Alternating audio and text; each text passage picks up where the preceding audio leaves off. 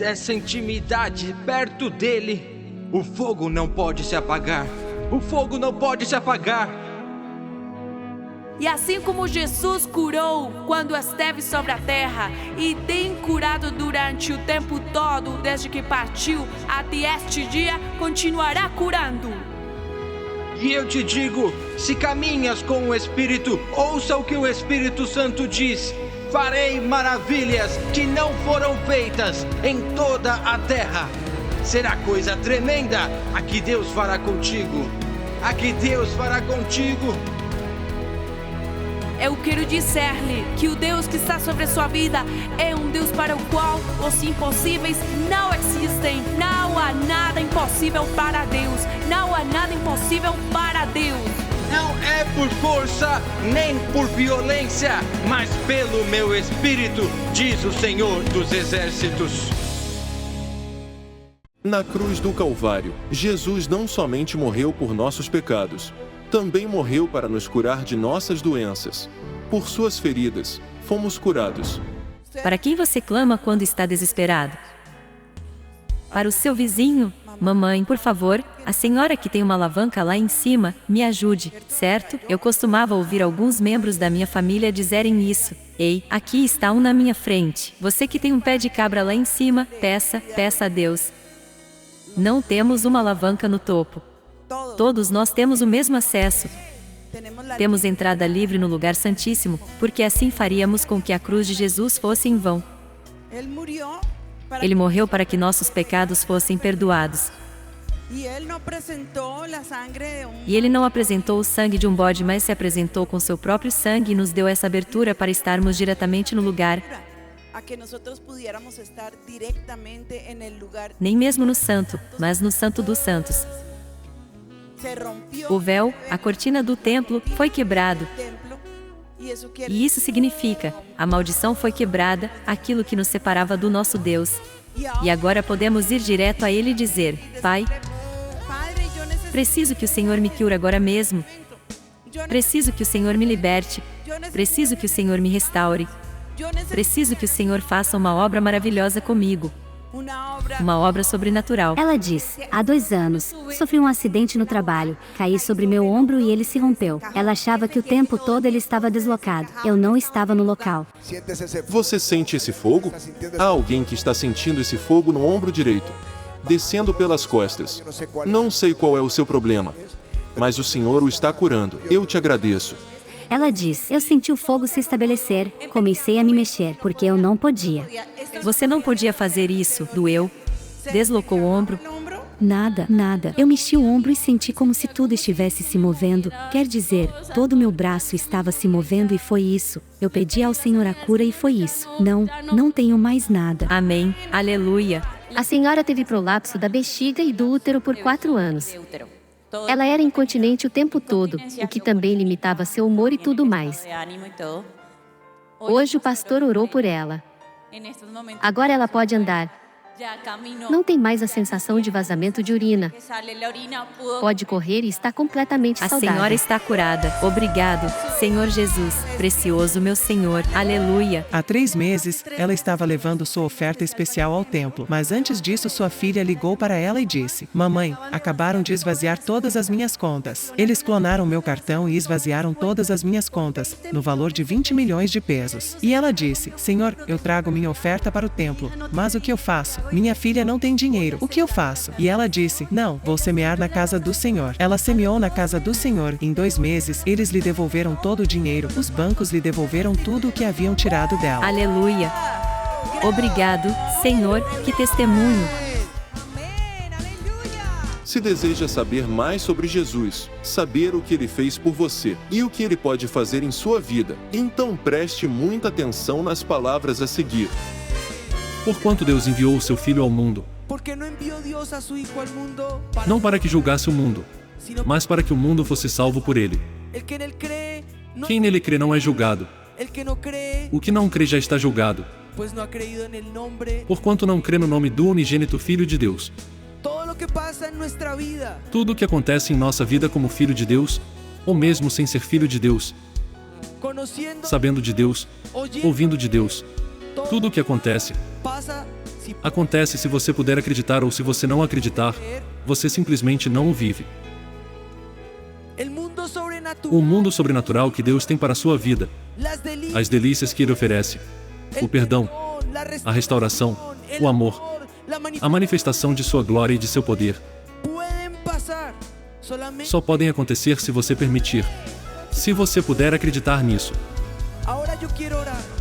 Agora quero orar por aqueles que dizem: preciso conhecer Jesus. Repita comigo de todo o seu coração: Senhor Jesus, eu preciso de você. Tenho sido um pecador. Tenho estado longe de você, mas hoje me arrependo. Volto-me para você com todo o meu coração. Lave-me com seu precioso sangue. Escreva meu nome no livro da vida eterna. Nunca o apague. Quero ser fiel ao Senhor e à sua palavra pelo resto de meus dias. Em nome de Jesus, oramos. Amém e amém. Vamos dar uma salva de palmas para Jesus. A seguir você encontrará uma poderosa pregação que transformará a sua vida e lhe dará a convicção em sua alma de que o Senhor sempre pelejará por você. Não se distraia, porque uma palavra pode mudar sua vida para sempre. Com você, o pastor Ricardo Rodrigues.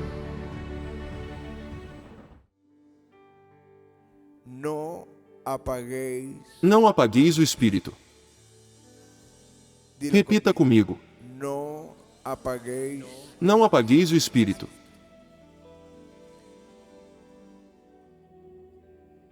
Essa é a razão. Porque os avivamentos são apagados. Os pastores, especialmente os pastores maduros que estão por aí há anos.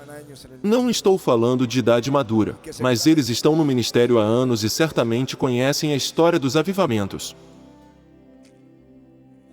E eles se perguntam: por que esse avivamento não está acontecendo? Por que não se espera que ele se extinga? Quando o apóstolo escreve aos Tessalonicenses, ele não espera que eles apaguem, mas que vigiem esse fogo. Não apagueis o Espírito.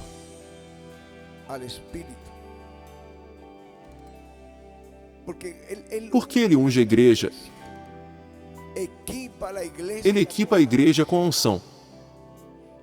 E essa unção do Espírito Santo afeta tudo em nós. Tudo em nós.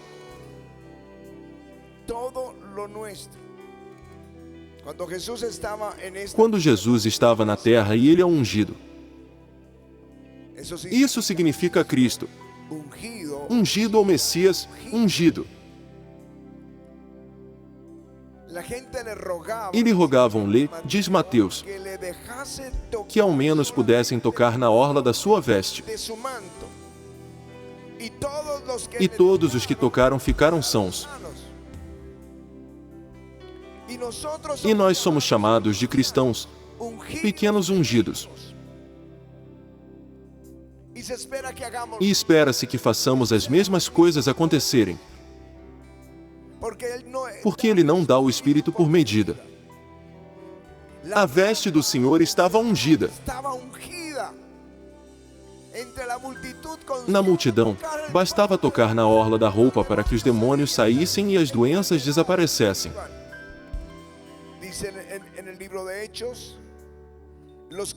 E crescia mais e mais a multidão de crentes, tanto homens como mulheres, agregados ao Senhor, a ponto de levarem os enfermos até pelas ruas e os colocarem sobre leitos e maçãs, para que, ao passar Pedro, ao menos a sua sombra se projetasse em alguns deles. Afluía também muita gente das cidades vizinhas a Jerusalém, levando doentes e atormentados de espíritos imundos. E todos eram curados. Estamos às portas desses cultos em que todos são curados. É isso que o Espírito de Deus deseja. Estamos em um lugar ungido. Estamos imbuídos dessa unção. Para que serve a unção? Para que os jugos apodreçam. A ruína é um jugo.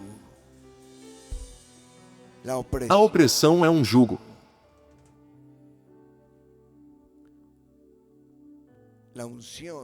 A unção para conquistar.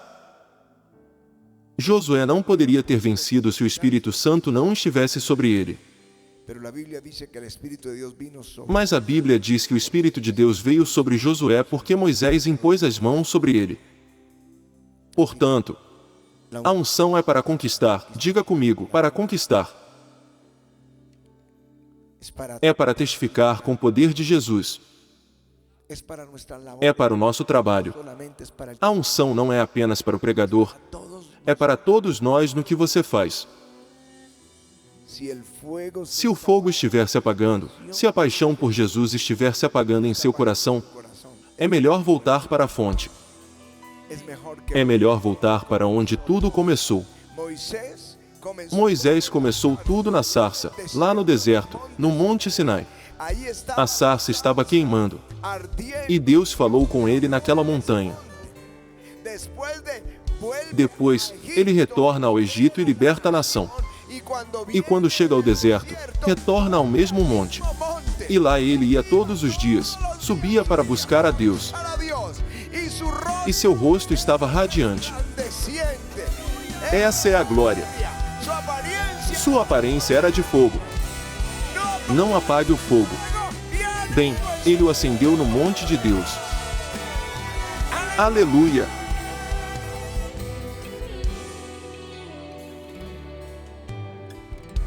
Se ele diz para não apagar o fogo, é porque a unção o capacita, dá poder a você. É por isso que o Senhor Jesus diz: mas recebereis poder ao descer sobre vós o Espírito Santo. Quando Isaías viu a glória de Deus, ficou maravilhado e disse: ai de mim, porque sou um homem de lábios impuros, e os meus olhos viram o Rei, o Senhor dos Exércitos. Então, um homem saiu com uma brasa e tocou-lhe a boca. E o Senhor lhe disse: isto tira o teu pecado. E imediatamente ele ouviu uma voz que dizia: a quem enviarei? E quem irá por nós? E ele disse: eis-me aqui, envia-me a mim. Eis-me aqui. Quando o fogo toca, você diz: aqui estou, Senhor, envia-me. Não sei, há algo maravilhoso nessa glória. Quando Deus nos toca, aqueles que são chamados respondem imediatamente.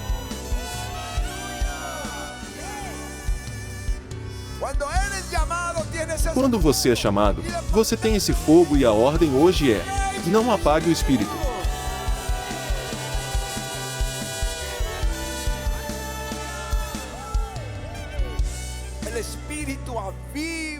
O Espírito vivifica os servos de Deus. É o Espírito que traz o avivamento. E aí eu lhe respondo: por que esse avivamento não termina? Porque o Espírito é quem mantém o avivamento em andamento. Se cuidarmos dessa amizade com o Espírito Santo, o avivamento nunca acabará. Você sabe que essa foi a promessa de Jesus, ou de João Batista, quando ele anunciou Jesus. Ele disse: entre vós há um de quem não sou digno de desatar a correia das alparcas. Ele os batizará com o Espírito Santo e com fogo. Mateus 3:11. Diga comigo: fogo. A exortação de Paulo é: não apagueis o fogo. Não apagueis o Espírito. E a Timóteo ele diz: acenda o fogo do dom de Deus que está em você. Acenda o fogo. Mantenha esse fogo interior aceso. É isso que Paulo está dizendo a ele. Eu digo a eles: é nossa responsabilidade manter o fogo aceso. Quero dizer, protegê-lo. Você já acendeu uma fogueira? Pat é quem gosta de mantê-la acesa. Quando acendemos uma fogueira, colocamos os gravetos nela e a mantemos acesa. Você precisa alimentá-lo. O fogo em seu coração deve ser alimentado, deve ser provido e deve ser protegido. Quando você acende o fogo, quando ele começa, aqueles que gostavam dos escoteiros. Quando eu era criança, havia algo que se chamava. Como era? Escoteiro. Esqueci o nome agora. Bem, mas eles o ensinavam. E ali soprando e mantendo o fogo aceso e cuidando dele, protegendo, dê-me sombra aqui, não deixe o vento apagá-lo. Não deixe que a amargura apague seu fogo. Não deixe que o ressentimento apague seu fogo. Não deixe que as paixões juvenis apaguem seu fogo. Não deixem o mundo e suas preocupações. Recebemos a unção no congresso. A igreja inteira recebeu a unção. Deus nos elevou a um novo nível. Mas no dia seguinte estamos nas preocupações, estamos correndo de um lugar para outro, mesmo que seja um feriado, mesmo que não sejam preocupações, mas o mundo ou as preocupações sufocam o fogo. Aqueles que não entendem as coisas do Espírito também as sufocam. Quando o avivamento começou, na sexta-feira da Semana Santa, ele começou no dia 28 de fevereiro e ensinamos sobre o Espírito naqueles dias. E já em março ou abril, que era Páscoa, íamos dar uma conferência sobre o Espírito Santo e um dos líderes que tínhamos disse, não, isso é pão velho. E ele nem quis ir, e, afinal, essa foi a chave para o avivamento. Mas ele estava perdido. Perdeu sua casa, perdeu tudo. Tudo. Um pastor veio até mim e disse, por favor, olhe, ele está trancado em um quarto ali, totalmente deprimido. Ele precisa que você, pastor, ore por ele. Mas ele desprezou o fogo. É o Espírito Santo que o desperta. E você dirá, como posso atiçá-lo? Volte para a fonte onde ele começou. Volte para a fonte onde ele começou. Comigo, começou na comunhão com o Espírito Santo. Foi aí que tudo começou, em minha amizade com o Espírito Santo. E se eu quiser manter o fogo aceso, volto à fonte o tempo todo. Todos os dias estamos lá procurando por isso, que o fogo esteja queimando.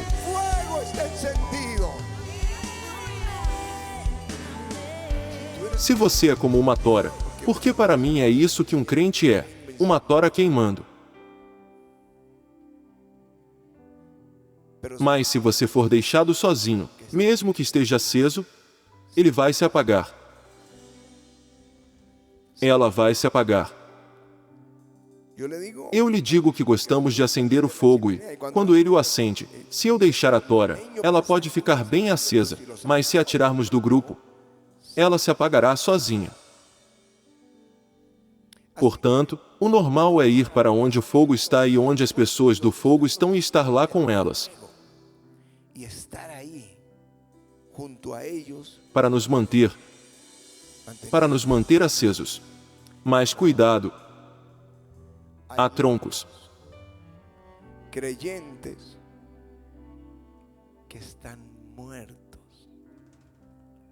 há crentes que estão mortos e não têm o fogo e vão afogar seu fogo. Você sabe? Pat e eu começamos com uma paixão incrível por Jesus. E quando o ministério começou, fui às primeiras reuniões de pastores e disse a eles. Eles estavam mortos. Eu disse, mas esperava encontrá-los com a mesma paixão que nós e muito mais. Eles eram os especialistas. Eu era apenas um bebê no ministério, um pastor incipiente, e esperava encontrar o fogo. Ser vivificado e... Não. Cada um fazia uma oração à medida que a distribuía. Eles liam um texto e cada um dava sua opinião sobre o texto. Mas, na terceira, eu já estava caindo no sono e disse, meu Deus, onde está o fogo? E Deus começou a nos levar a procurar o povo do fogo. Sair daquele ambiente de descrença de religiosidade e de falta de vida e procurar onde estão as pessoas do fogo. Foi por isso que passamos a procurar os avivamentos em Toronto, Pensacola, Orlando, onde havia fogo.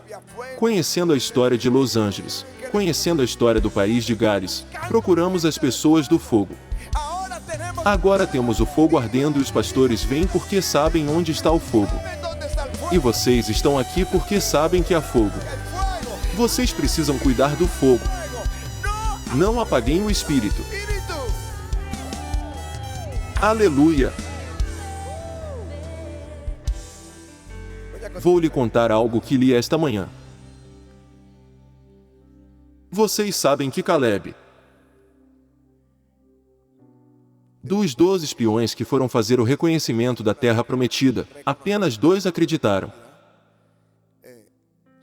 Os outros não acreditaram. E Caleb era um deles, que calou aqueles incrédulos e disse: subamos. Subamos imediatamente e tomemos posse daquela terra, pois somos mais capazes do que eles. E o povo chorava. E ele e Josué, que eram dos que tinham feito o reconhecimento da terra, rasgaram as suas vestes e falaram à congregação dos filhos de Israel, dizendo: a terra pelo meio da qual passamos a espiar é terra muitíssimo boa. Se o Senhor se agradar de nós, então nos fará entrar nessa terra e nos-la dará, terra que mana leite e mel. Tão somente não sejais rebeldes contra o Senhor e não temais o povo dessa terra, porquanto, como pão, os podemos devorar. Retirou-se deles o seu amparo. O Senhor é conosco, não os temais. Aleluia!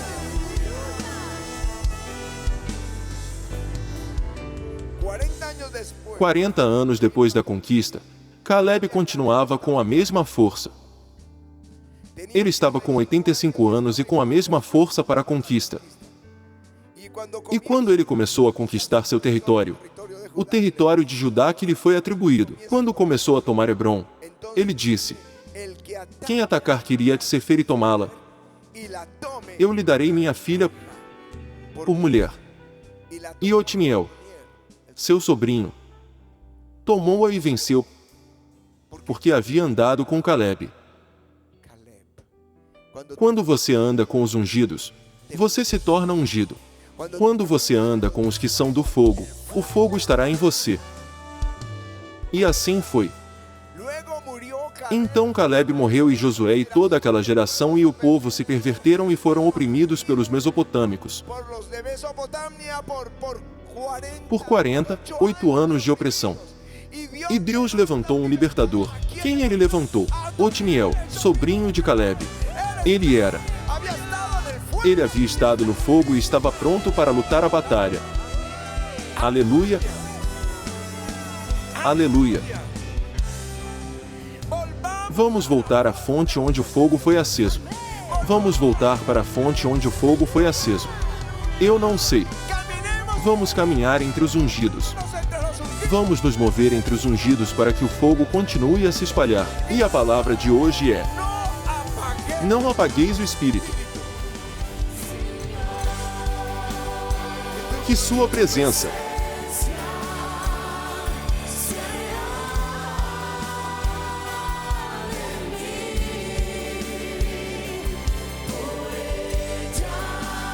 eu daria tudo o que tenho, o que sou, e até mesmo minha vida.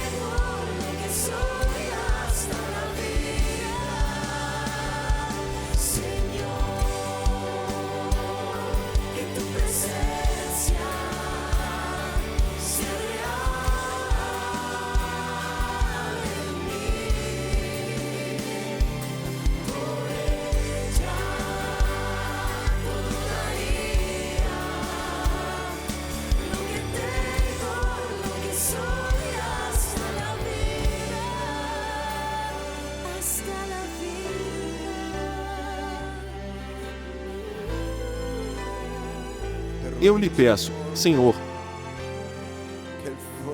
que o fogo esteja sempre aceso. Em nome de Jesus.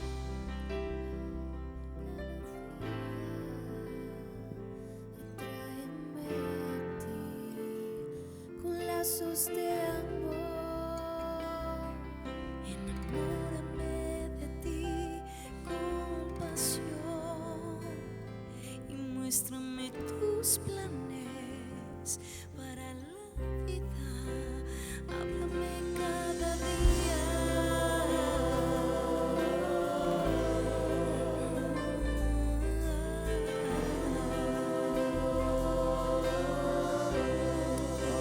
Fale comigo, Senhor.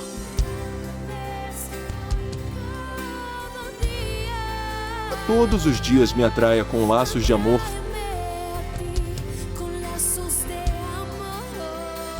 Faça com que eu me apaixone por você.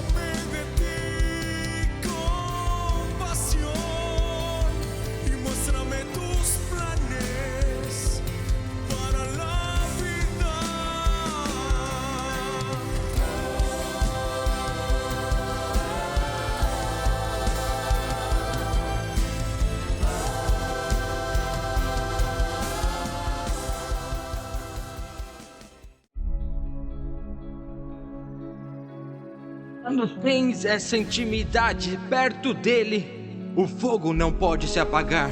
O fogo não pode se apagar. E assim como Jesus curou quando esteve sobre a terra e tem curado durante o tempo todo desde que partiu até este dia, continuará curando. E eu te digo, se caminhas com o Espírito, ouça o que o Espírito Santo diz. Farei maravilhas que não foram feitas em toda a terra. Será coisa tremenda a que Deus fará contigo. A que Deus fará contigo. Eu quero dizer-lhe que o Deus que está sobre a sua vida é um Deus para o qual os impossíveis não existem. Não há nada impossível para Deus. Não há nada impossível para Deus. Não é por força, nem por violência, mas pelo meu Espírito, diz o Senhor dos Exércitos.